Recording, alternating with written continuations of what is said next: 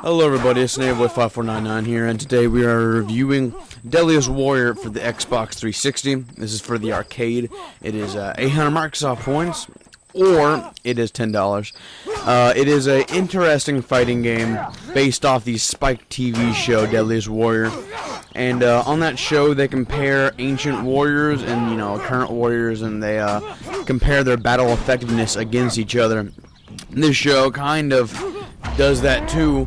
It's a fighting game where you have 8 different kind of warriors. You have a bunch of them like the Apache here and the Spartan. You have the knight, the samurai, the ninja. You have the pirate. You have tons of warriors. The centurion from the Roman army, of course. I mean, there's tons. There's Vikings, but the main thing is it's a fighting game. And we all know that fighting games are do or die. Back in the 90s, actually, after the good games, kind of like Mortal Kombat 2 and Street Fighter 2, after those games sort of came out, we kind of saw a lot of games like these. Games that were trying to be like those. A lot of really bad fighting games came out in the late 90s. And this kind of feels like that. But the only thing is, it's not bad. It's pretty gratuitous. There's a lot of blood and gore. There's decapitations. You can cut off any limbs. The pirate even has like a grenade weapon, which if it hits it when you have low enough health, all the limbs blow off.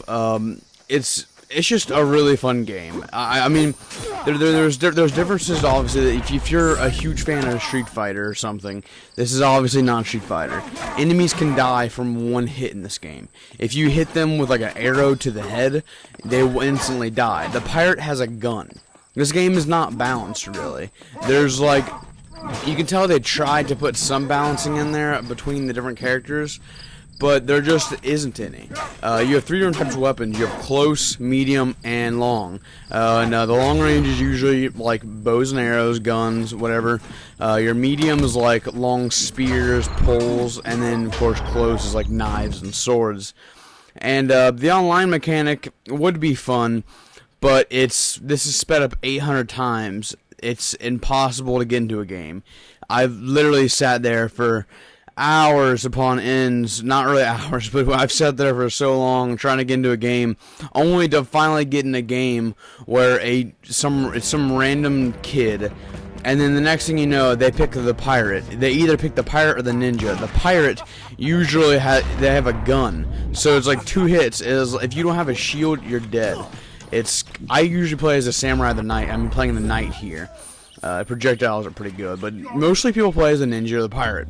And it's really stupid because it's like, oh yeah, the ninja's so cool, but unless you know how to use him, he's completely useless. Overall, I think that the game has some really interesting ideas. They could have took it farther. There's no integration of the show. You're not gonna see anything from the show really, besides for the warriors.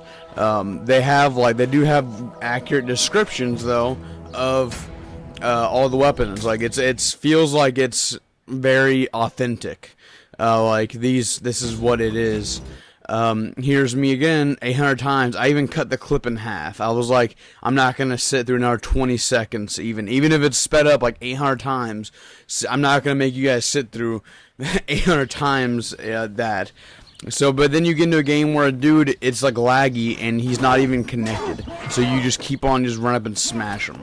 I don't know, the game's fine. I think that you definitely should check it out. It has got some interesting ideas and some interesting mechanics. It's kind of fun. But I think you should probably just check out this game. It's pretty cool.